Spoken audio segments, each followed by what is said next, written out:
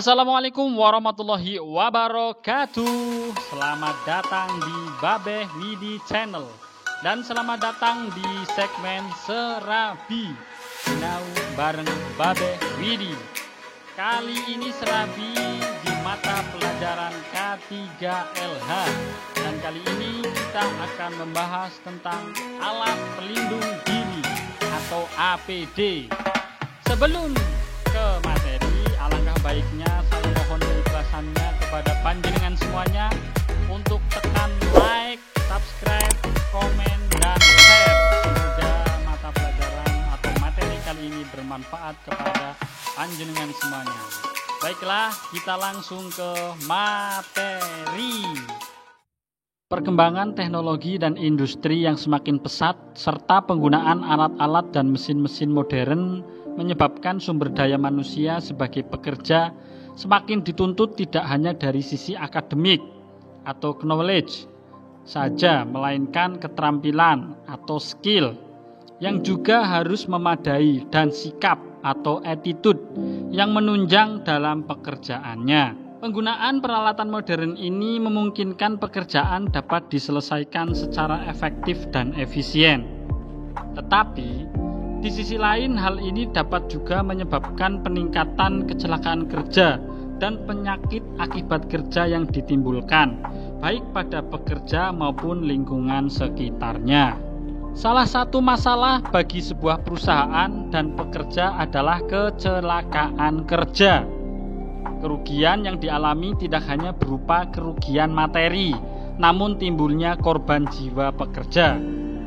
Kehilangan sumber daya manusia ini merupakan kerugian bagi perusahaan karena diperlukan waktu untuk mencari atau mendidik sumber daya manusia yang sesuai perusahaan. Kerugian yang langsung nampak dari timbulnya kecelakaan kerja adalah biaya pengobatan dan kompensasi kecelakaan. Sedangkan biaya tak langsung yang tidak nampak adalah kerusakan alat-alat produksi, penataan manajemen keselamatan yang lebih baik, penghentian alat produksi, dan hilangnya waktu kerja. Untuk mengurangi risiko kecelakaan dalam pekerjaan, diperlukan alat pelindung diri atau APD. Definisi APD. Alat pelindung diri adalah seperangkat alat yang digunakan oleh tenaga kerja untuk melindungi seluruh atau sebagian tubuhnya terhadap kemungkinan adanya potensi bahaya atau kecelakaan kerja.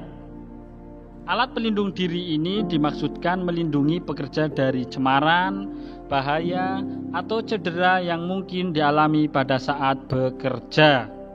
Adapun syarat-syarat alat pelindung diri atau APD adalah 1. Dapat memberikan perlindungan yang kuat. 2. Ringan dan nyaman. 3. Fleksibel. 4. Bentuknya menarik. 5. Tahan untuk pemakaian yang lama. 6. Tidak menimbulkan bahaya-bahaya tambahan bagi pemakainya. 7. Memenuhi standar yang telah ada. 8. Tidak membatasi gerakan pemakainya. Dan 9. Suku cadangnya harus mudah didapat guna mempermudah pemeliharaannya. Selanjutnya kita akan membahas tujuan dan manfaat alat pelindung diri atau APD. Tujuan alat pelindung diri APD yaitu 1. Melindungi tenaga kerja apabila usaha rekayasa atau engineering dan administratif tidak dapat dilakukan dengan baik. 2. Meningkatkan efektivitas dan produktivitas kerja. 3. Menciptakan lingkungan kerja yang aman. Sedangkan manfaat alat pelindung diri atau APD adalah 1. Untuk melindungi seluruh atau sebagian tubuhnya terhadap kemungkinan adanya potensi bahaya atau kecelakaan kerja. 2. Mengurangi risiko akibat kecelakaan.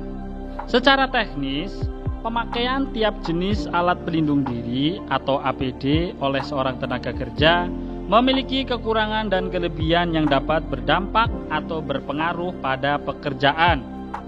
Adapun kekurangan dan kelebihan alat pelindung diri atau APD adalah sebagai berikut. Kekurangan alat pelindung diri atau APD. 1. Kemampuan perlindungan yang tidak sempurna karena pemakaiannya yang kurang tepat. 2. Fungsinya hanya untuk mengurangi akibat dari kondisi yang berpotensi menimbulkan bahaya. 3. Tidak menjamin pemakainya bebas kecelakaan. 4. Cara pemakaian yang salah. 5. Alat pelindung diri tidak memenuhi persyaratan standar. 6. Alat pelindung diri yang sangat sensitif terhadap perubahan tertentu. 7. Mempunyai masa kerja tertentu seperti kanister, filter, dan penyerap. 8. Dapat menularkan penyakit jika dipakai secara bergantian. Sedangkan kelebihan alat pelindung diri adalah sebagai berikut. 1. Mengurangi resiko akibat kecelakaan. 2. Melindungi seluruh atau sebagian tubuhnya pada kecelakaan. 3. Sebagai usaha terakhir apabila sistem pengendalian teknik dan administrasi tidak berfungsi dengan baik. 4. Memberikan perlindungan bagi tenaga kerja di tempat kerja. Alat pelindung diri atau APD mempunyai jenis yang sangat banyak dan disesuaikan dengan jenis pekerjaannya secara spesifik. Adapun jenis-jenis alat pelindung diri atau APD adalah sebagai berikut. APD bagian kepala meliputi 1. Alat pelindung kepala.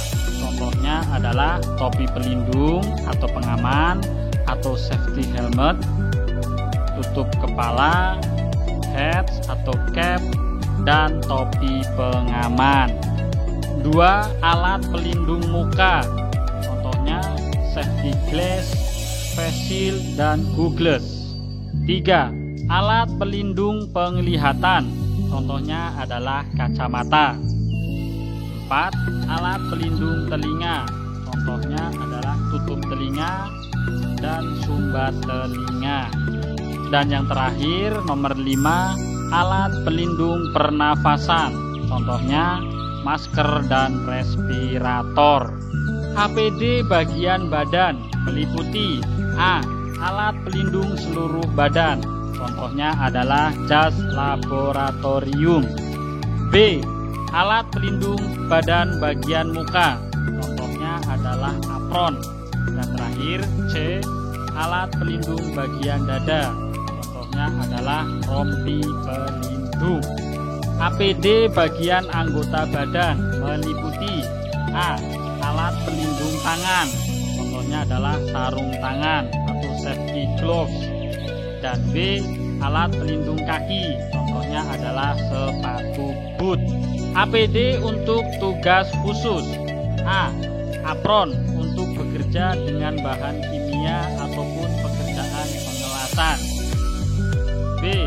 Full body harness untuk bekerja di ketinggian melebihi 1,24 meter. C.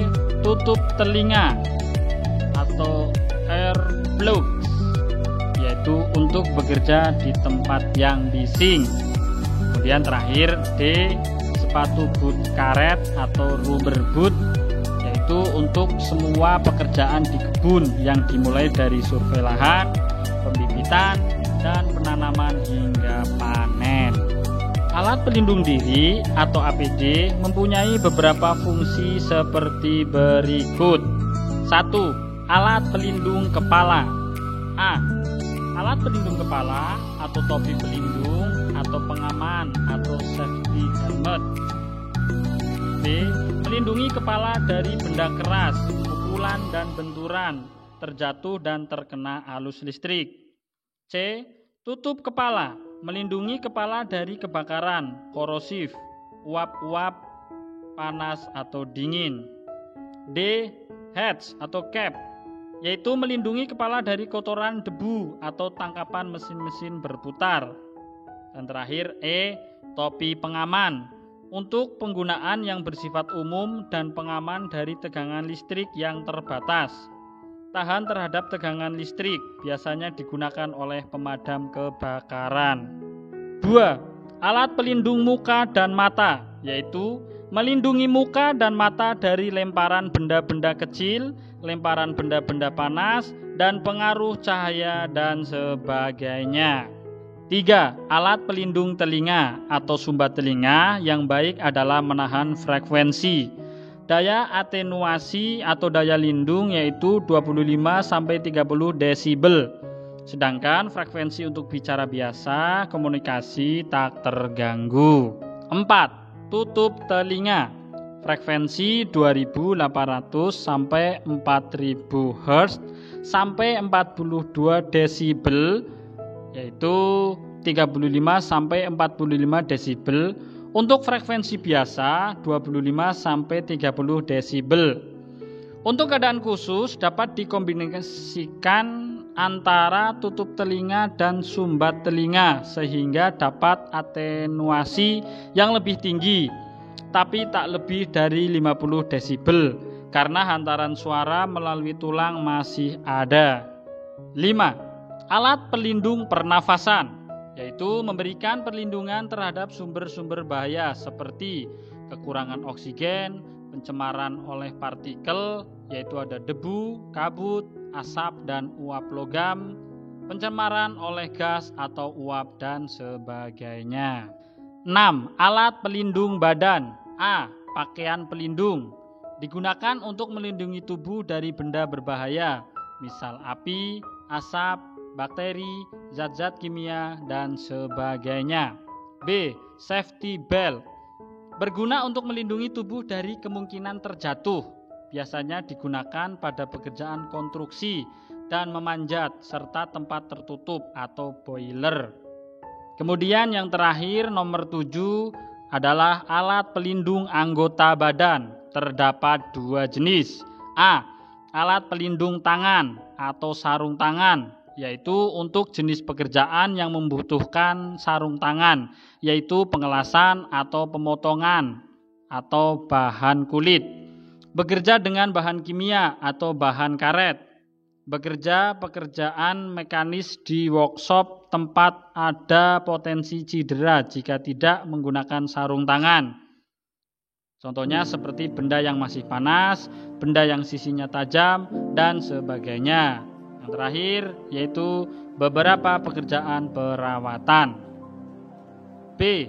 Alat pelindung kaki berguna untuk mencegah tusukan, untuk mencegah tergelincir dan menahan kaki dari bahaya listrik. Laboratorium farmaseutika atau resep dan kimia adalah tempat dilakukannya kegiatan praktikum farmasi dan praktikum kimia oleh siswa pada program keahlian farmasi dan teknik kimia. Dalam kegiatan praktikum yang dilaksanakan tentu terdapat bahan-bahan kimia dan peralatan yang akan berhubungan secara langsung maupun tidak langsung dengan praktikan. Untuk mencegah paparan atau cemaran bahan-bahan kimia tersebut, diperlukan alat pelindung diri atau APD yang dapat memberi perlindungan pada bagian atau seluruh tubuh terhadap bahaya tersebut. Selain APD, sebaiknya laboratorium dilengkapi dengan peralatan keselamatan kerja. Berikut adalah alat pelindung diri yang umumnya dikenakan pada saat bekerja di laboratorium. 1. Jas laboratorium. 2. Tutup kepala. 3. Pelindung mata. 4. Masker. 5. Hand glove. Dan 6. Pelindung kaki atau sepatu. Selain alat pelindung diri atau APD, laboratorium farmaseutika atau resep dan kimia juga harus dilengkapi dengan beberapa peralatan keselamatan laboratorium minimal sesuai dengan kondisi yang diperlukan. Peralatan keselamatan laboratorium tersebut antara lain adalah sebagai berikut. 1. Alat pemadam api ringan. Fungsinya untuk memadamkan api ringan yang terjadi karena kecelakaan kerja atau karena dari sumber lain. 2. First aid atau kotak P3K. Fungsinya untuk menangani kecelakaan ringan, misalnya tergores benda tajam. 3. Ruang asam. Dilengkapi dengan penghisap sehingga gas berbahaya yang dihasilkan dari bahan kimia akan dihisap dan dinetralkan sebelum dibuang ke lingkungan. Fungsinya untuk mengambil larutan kimia yang bersifat berbahaya, yaitu larutan pekat, bahan kimia yang menimbulkan gas berbahaya, misalnya asam sulfat, asam klorida, natrium hidroksida, aseton, klorofrom, dan sebagainya. 4. Air mengalir atau keran air yang selalu siap digunakan jika terjadi luka bakar atau luka lepuh karena terkena bahan kimia sebagai pertolongan pertama. Sampai di sini dulu materi kali ini. Semoga bermanfaat. Mohon maaf apabila terdapat kesalahan dalam memberikan materi. Saya Babeh Widi, sampai bertemu kembali di Serabi Sinau bareng Babeh Widi yang akan datang. Wassalamualaikum warahmatullahi wabarakatuh.